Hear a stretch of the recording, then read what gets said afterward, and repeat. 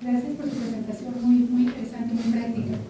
Mi pregunta va un poco también ligada a la presentación previa, puesto que la realidad de nuestros países es que los alumnos continuamente están compitiendo entre sí para acceder a educación superior, para acceder a programas de posgrado, y entonces cuando nos enfrentamos a analizar cómo se están evaluando, vemos las deficiencias.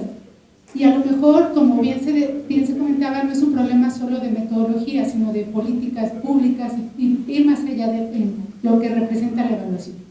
Pero bueno, además de esto, me gustaría preguntarle, lo último en la docencia, al menos en posgrado, se insiste en la selección o las viñetas de caso para preguntar sobre algunas patologías.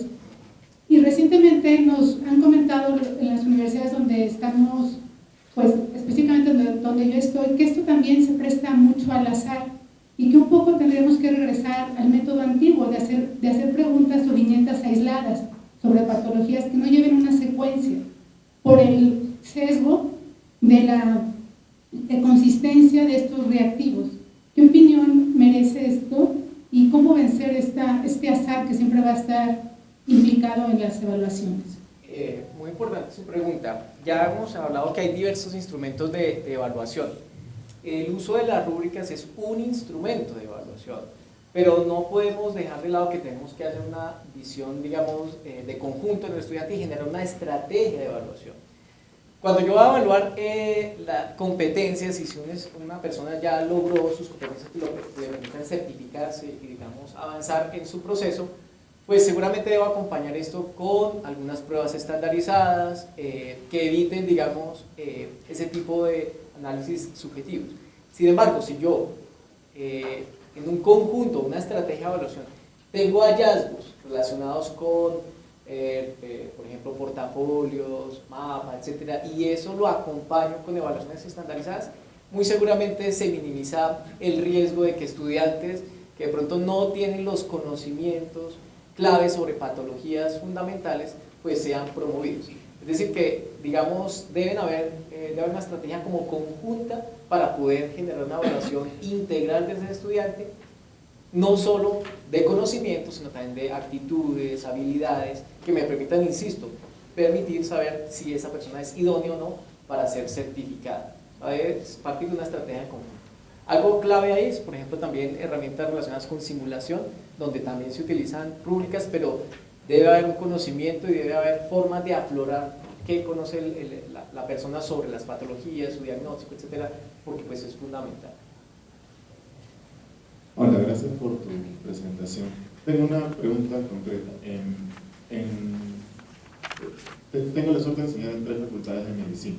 Una, enseño alumnos de geriatría, están en 4º de año, que todavía a veces ni yo en gastro, ni yo en neuro, estoy enseñando geriatría, no sé qué hacen en 5º año, que ya más o menos saben todo semiología y bacán, ¿no? Y alumnos de 6º año que ya están para entrar al internado, que ya en teoría saben todo, hay que enseñar. Para armar los sílabos, tuvimos la experiencia con mi jefe en el hospital de mirar qué otros cursos se habían llevado para ver qué podíamos enseñarles y hacer más o menos como que su calificación en base a hitos o milestones en lo que ya más o menos saben. ¿Qué experiencia han tenido en ese sentido con respecto a evaluar los conocimientos que tienen en otras áreas relacionadas a pediatría, como neuropsiquiatría, etc.? Pues en la experiencia particular mía en la Facultad de Medicina de la Universidad Javeriana, nosotros hemos construido un currículo integrado basado en competencias. ¿Eso qué quiere decir? Que desde los primeros semestres tenemos 3 ejes fundamentales de formación. Un eje relacionado con la fundamentación científica, biológica, que va desde el primero hasta el 10º semestre, pero que tiene un énfasis particular en créditos los primeros semestres. Otro eje grandísimo que es práctica clínica, que va desde primero hasta 10º, pero teniendo más créditos hacia el final. Y uno con los aspectos como sociohumanísticos. Ahí está, digamos, medicina preventiva, salud pública. Y en el caso particular de geriatría está, digamos, básicamente en 2 ejes todo el tiempo. En el eje de práctica clínica y el eje de sociohumanística, digamos que es importante. Perdón, práctica clínica y fundamentación biológica. Entonces, por ejemplo, en el tercer semestre ellos están viendo qué es envejecer, teorías del envejecimiento. O sea, nosotros ya sabemos que en tercero están viendo eso, están trabajando eso desde lo teórico, pero también están viendo aspectos de la práctica clínica relacionada con el anciano. Es decir, lo que nosotros hemos tratado de hacer es que veamos a lo largo de la carrera qué está pasando en cada uno de los momentos, para que el estudiante no vea segmentado, digamos, por ejemplo, la geriatría, sino que seguramente, de acuerdo a los sistemas, en cardio, cuando estamos en segundo semestre que trabajamos por el sistema cardiovascular, y tercero más sobre ciclo vital, crecimiento, envejecimiento, etcétera, pues veamos cuál es el papel de la geriatría, sea por sistema o sea por ciclo vital. Entonces, eso nos ha permitido que aspectos como la geriatría no queden por allá en un semestre, sino que geriatría va a lo largo de los semestres trabajándose, insisto, o por sistema o por ciclo vital. Entonces, eso nos da un panorama mejor de qué está pasando y cómo está generándose los desarrollos en el estudiante. Y eso nos ha dado la oportunidad, Armando, de pasar de 12 horas que teníamos en pregrado, en una forma, digamos, muy transversal de medicina interna, a tener 107 horas, Rodrigo, 107 horas, 110 horas en una forma transcurricular en el pregrado de geriatría, lo cual creo que es la facultad de medicina que más horas de pregrado tiene en Colombia, seguro. La última pregunta. Recuerden las rúbricas de la presentación, por favor, ¿no? Bueno, felicitarlos por la presentación. Tengo dos preguntas. Uno, ¿cuál sería la mejor forma de evaluar? Yo veo que, por ejemplo, en el posgrado no hay tanto problema porque la relación docente-estudiante es pequeña. Entonces ahí uno puede evaluar muy bien la parte del ser, del saber y del conocer.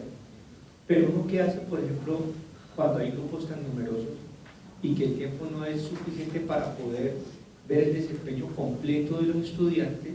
Entonces ahí, ¿cómo uno aplicaría la matriz de evaluación?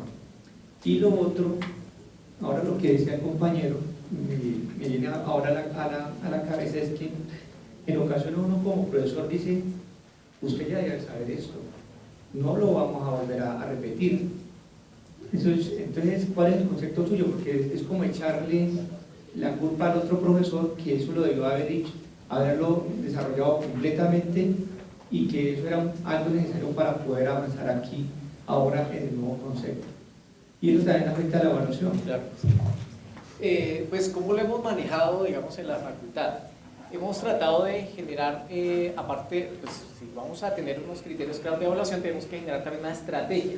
Entonces, digamos, la reforma curricular, ¿cómo se planteó?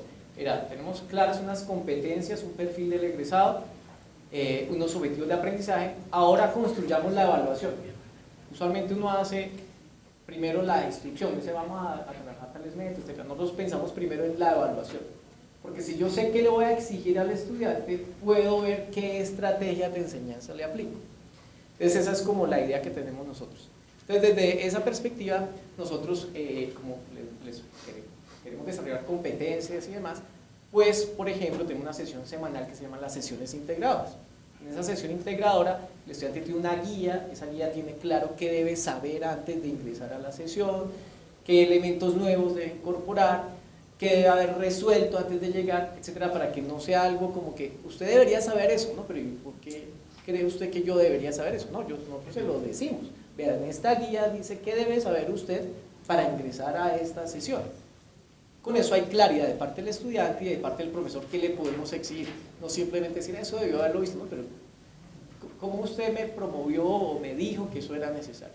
Entonces, digamos, la construcción de guías de aprendizaje creo que es clave para que podamos generar ese seguimiento a largo plazo. Y en cuanto al número de estudiantes, Blackboard, por ejemplo, facilita mucho la cosa. Cuando uno construye la matriz de evaluación, realmente es muy fácil calificarla. Simplemente es picar en cada criterio. Uno pica y eso, digamos, es realmente rápido.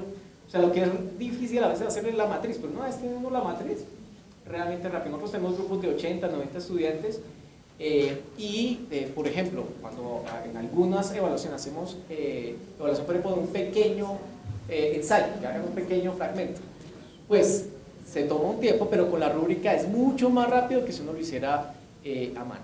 O en el caso de las rúbricas que estamos aplicando, de hecho, semanalmente tenemos una rúbrica por lo menos.